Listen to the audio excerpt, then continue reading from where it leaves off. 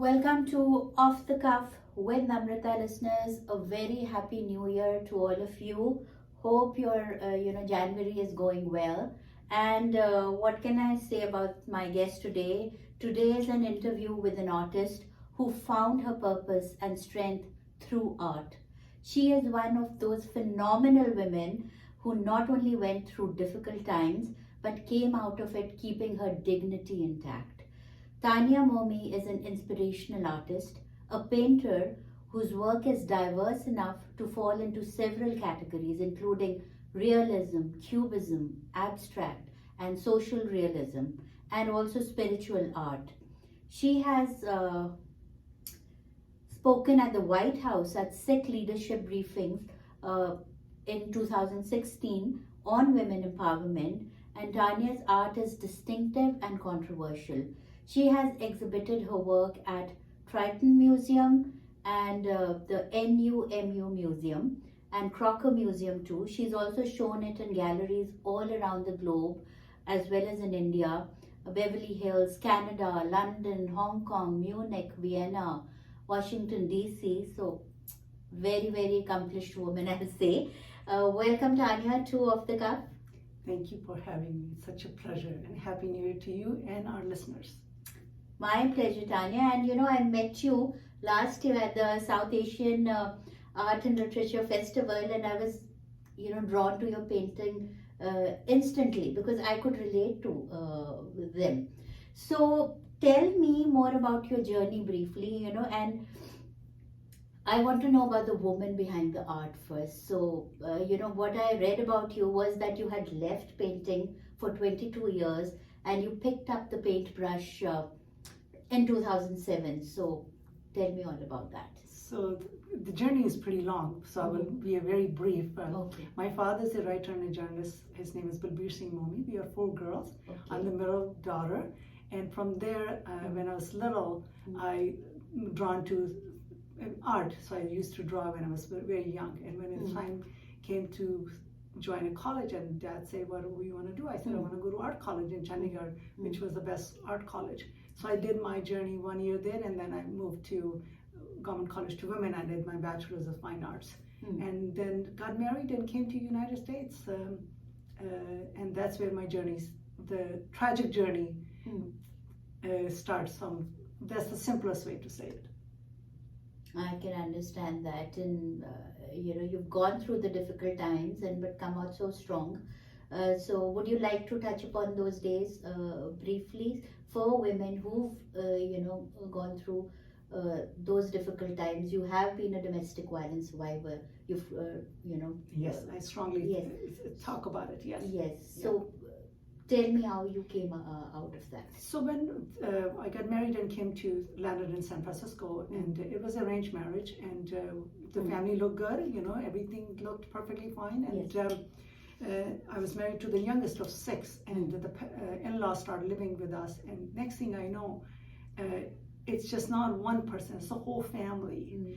It's just not one abuse; it's just the mental, verbal, emotional abuse. And I had to lose my identity, and I had to become a person who they wanted me to be, and touch their feet in the morning, cover my head, cook and clean for the whole entire family, because there was 4 or 5 of them here, and produce children. So I had a son and a daughter. I'm pretty young, and it's just I couldn't satisfy them, and I did do my best. What I noticed is when the girls like me, who are kind and caring and very, very submissive, and who have seen everything in life, because our parents were very good to us. Being 4 girls, we were very liberal. We knew art and culture. We were not suppressed. So I didn't come from a suppressed, and now I'm walking to this marriage where I was suppressed. I have to lose, not to be a daughter, be somebody's slave, basically. And this is what I really see, that this has happened a lot of in Punjabi families, and I don't know why. And it's a complete facade in front of people. They look good, but behind the closed doors, what happened is the emotional, verbal, physical abuse, and the way they treat me. And there's many women, I would say, happened to them before me, and it will happen after me. So that's why I'm a strong voice to this. People, it is true. Stop denying and stop thinking that this doesn't happen. and it's happened to me, and if it's happened to a guy, you support him. But when it's a girl, we don't support her because it must be her. There's something wrong with her. It must be she caused it. And we really need to stop that the thinking. We are educated, we are smart, we're in this country. When I came to this country, I didn't know my rights. I didn't know 911. Yes. I did not call.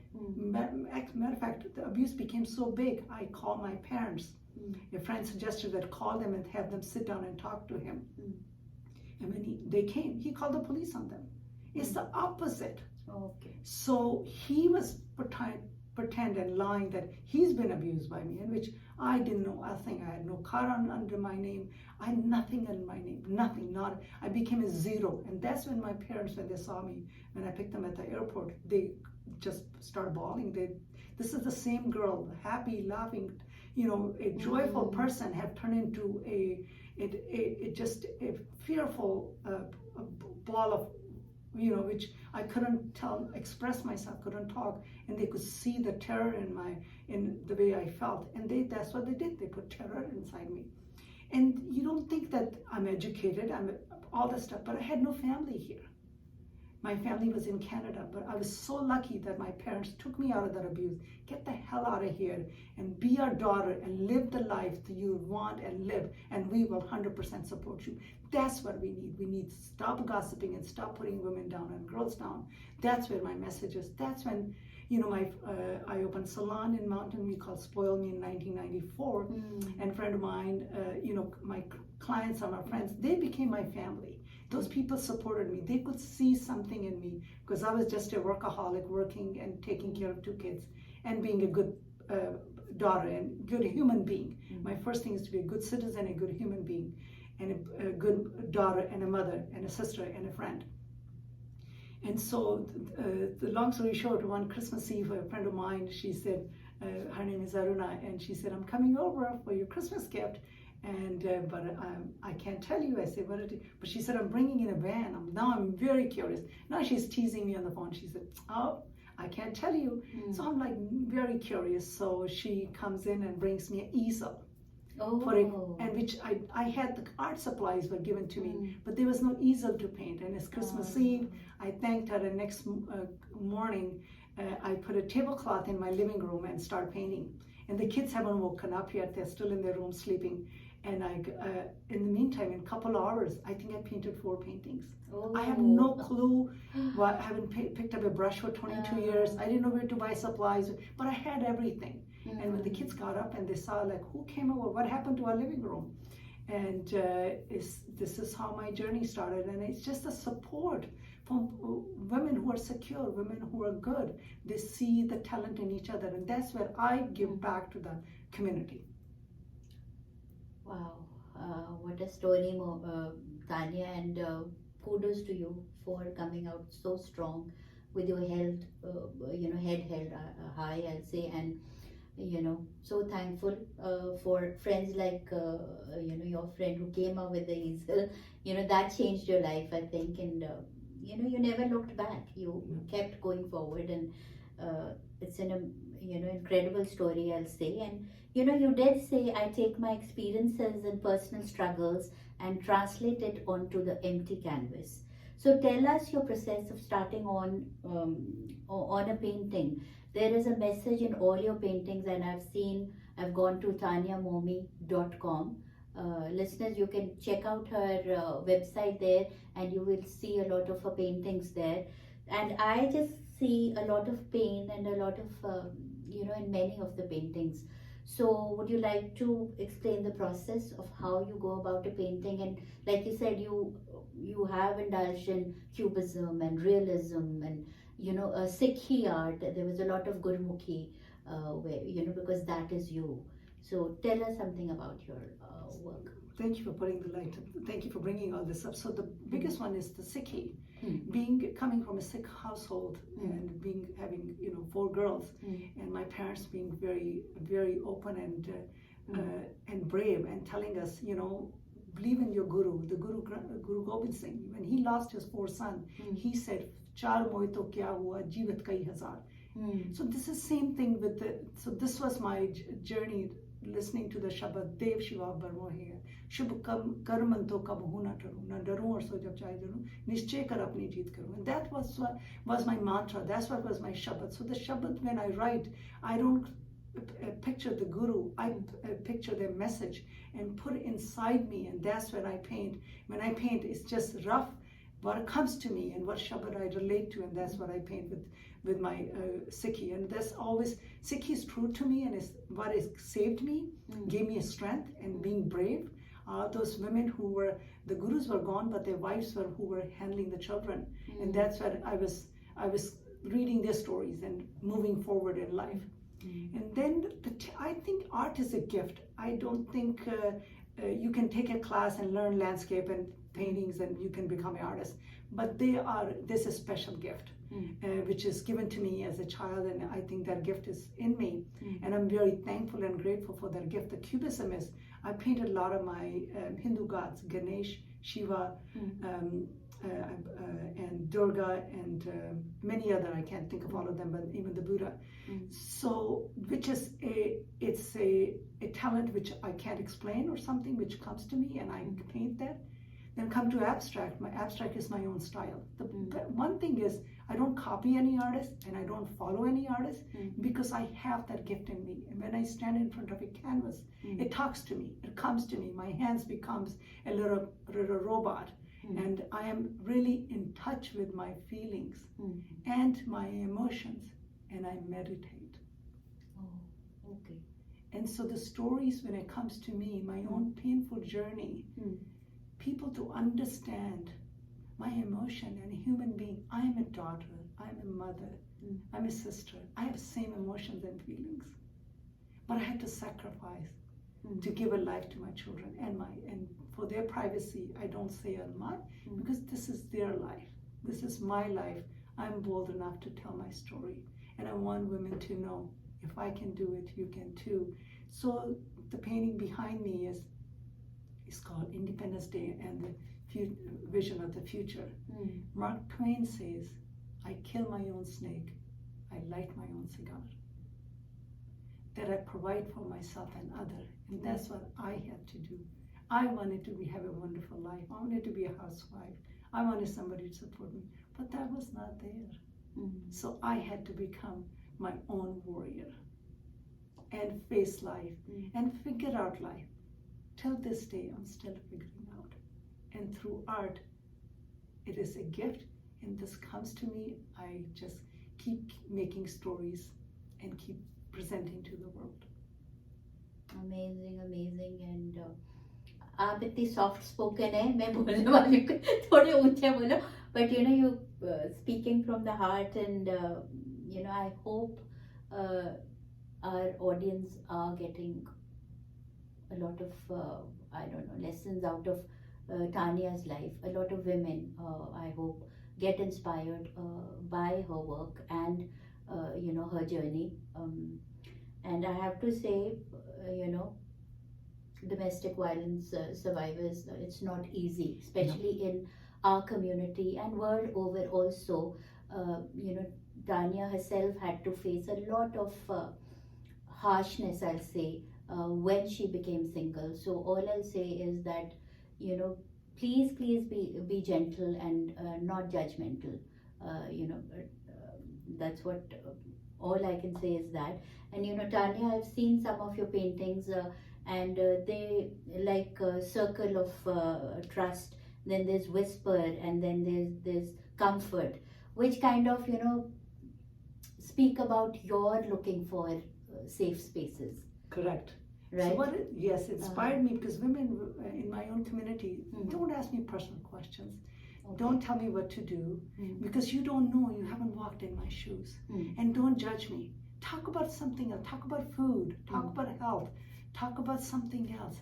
Don't talk about personal stuff and say mean things on my face. And this is my journey. This is why. And don't compete with me, and don't put me down, and don't pretend that you're doing a favor. You're not. Don't be fake. Just be who you are.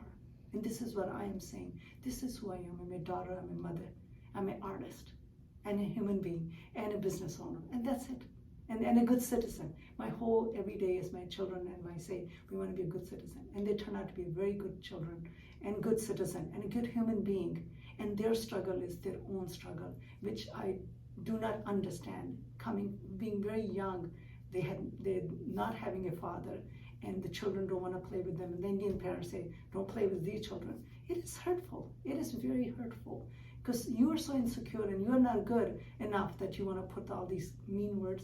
Don't say that. Be a better human being, and don't pretend, be a two-faced that, in front of people you say something else, and behind you back. Don't gossip.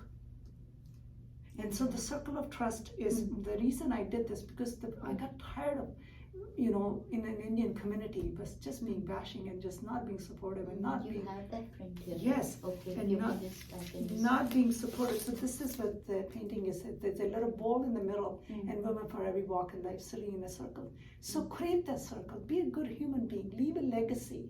Be nice. Doesn't take too much to be nice and kind and caring.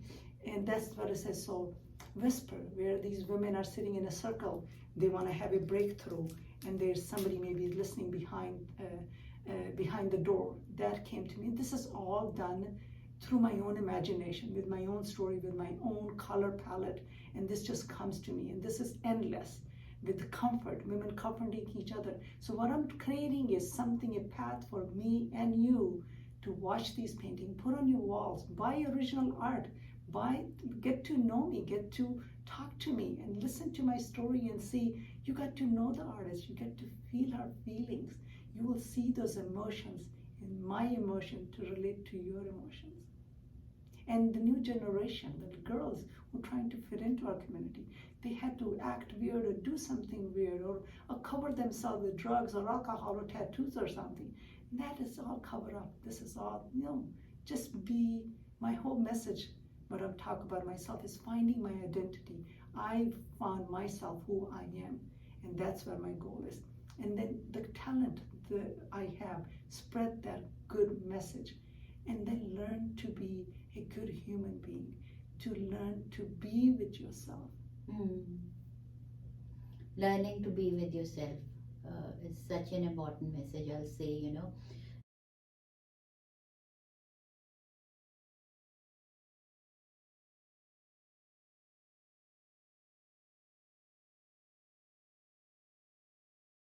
Shosha is a creative Indian restaurant located in the heart of Silicon Valley.